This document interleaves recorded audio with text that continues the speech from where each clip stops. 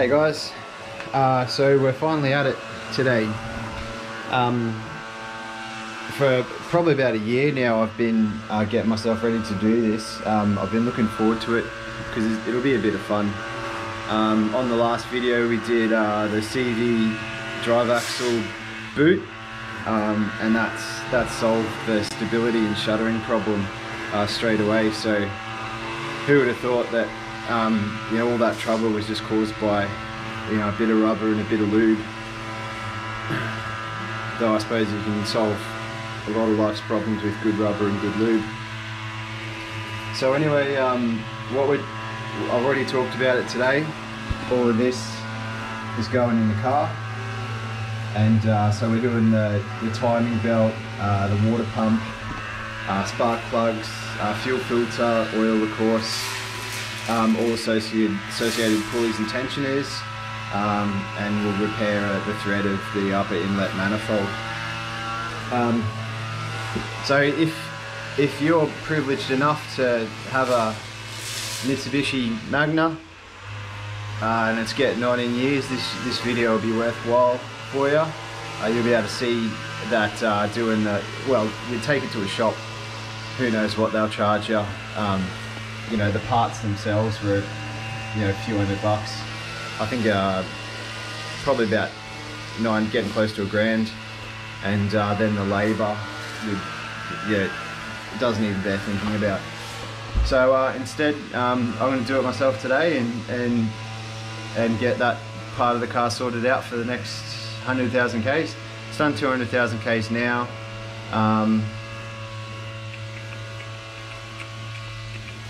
I opened, while I was busy doing unproductive things and I couldn't get to the car, I opened the timing cover a little bit and had a look at the timing belt, and it's fucked. So it's an interference engine. If that timing belt snaps, you're gonna bend valves, contact with pistons, catastrophic engine failure, all that. So get it done every 100,000 Ks, and here's how you do it.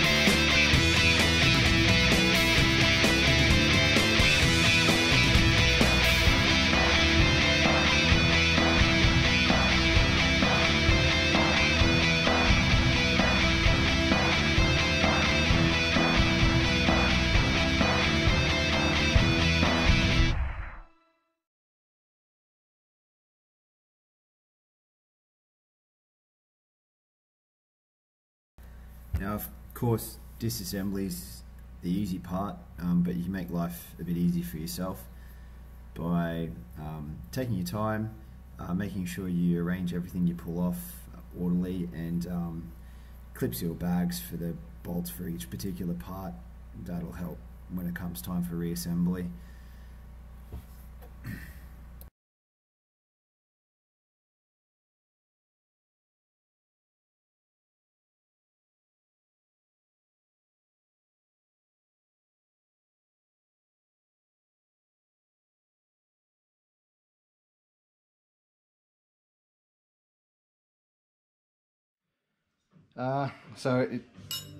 Loosen the large bolt in the center of the crankshaft damper pulley. It might be very tight. To break it loose, insert a large screwdriver bar through the opening of the pulley to keep the crankshaft stationary, and loosen the bolt in the socket and breaker with the socket and breaker bar. Remove the bolt, washer and damper pulley from the crankshaft to illustrations, and then reinstall it. Alright, so that's great if the crankshaft pulley has a hole through it with which you can lever it, but as we can see here, this fucking doesn't. So I got totally gypped. Anyway, what I do see is two holes facing out, perpendicular to the pulley. So we've rigged up my little burglary bar and a couple of things there, and this is always fun.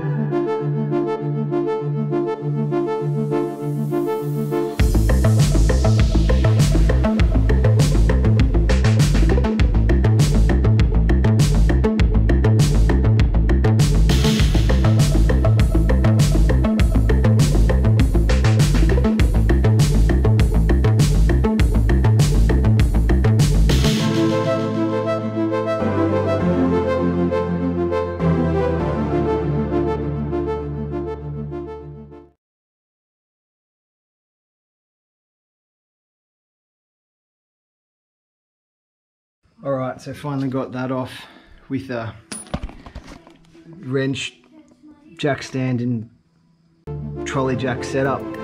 That was like 4 hours, so I'll crack on.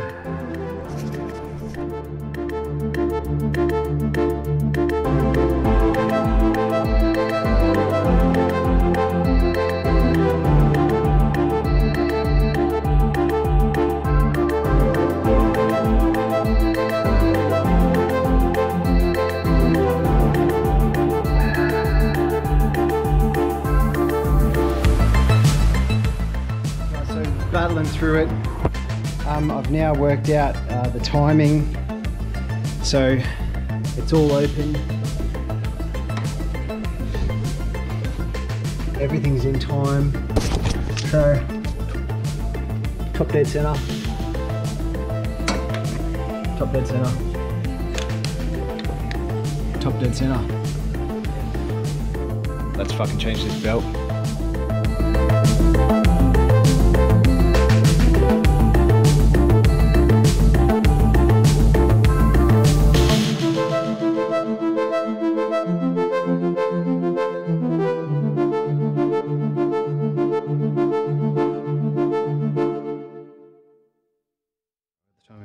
Let's pull the water pump.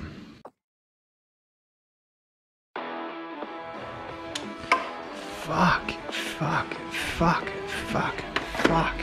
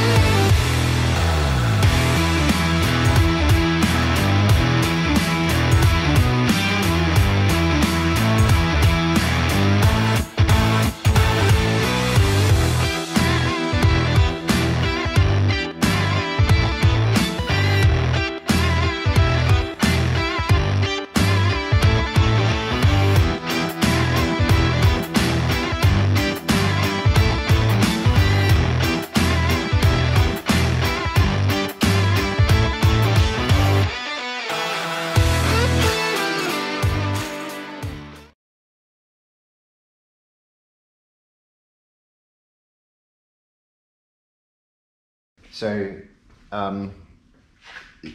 there's sort of no substitute for experience with this sort of stuff, and the only way to get experience is to do it. So the timing side, I'm sure of most engines, is pretty confined, but here it's like a bit of jigsaw to work out how to maneuver the different parts around each other, and some of it's just like fairly tricky. So the engine mount is in two parts there. There's the top part and then the bottom part here, which attaches to the engine there. It's attached to the engine with 4 bolts that come out laterally like so, and they won't, you can't take them all the way out. They hit the sheet metal frame there, so you've got to work out how to maneuver that part of the engine mount around all the accessories to move it to the side or fuck it off completely, so you can get at the timing cover and then the water pump up there, and the other things we needed to replace, such as the auto tensioner there. But as you can see, the timing cover's back on, the timing belt's back on. I've checked it's in alignment. There were some troubles with that, like I aligned it once and then looked up and I saw the rear camshaft had slipped back 2 teeth. So perhaps that was an issue with over tensioning and just letting the camshaft go back under valve spring pressure. But that's all done now. I've checked and double checked the torques on the water pump, the auto tensioner. So there's nothing, hopefully, that I should need to go to. The plan for today is to finish the timing side, get the belts back on, and button up this side. I'll degrease that CV axle boot there, because that looks like it's got a bit of engine oil, which is starting to be a bit of crack in there. I'll have to replace that before what happens to the other side happens to that one. So I'm tracking that. I'll get a new part ordered.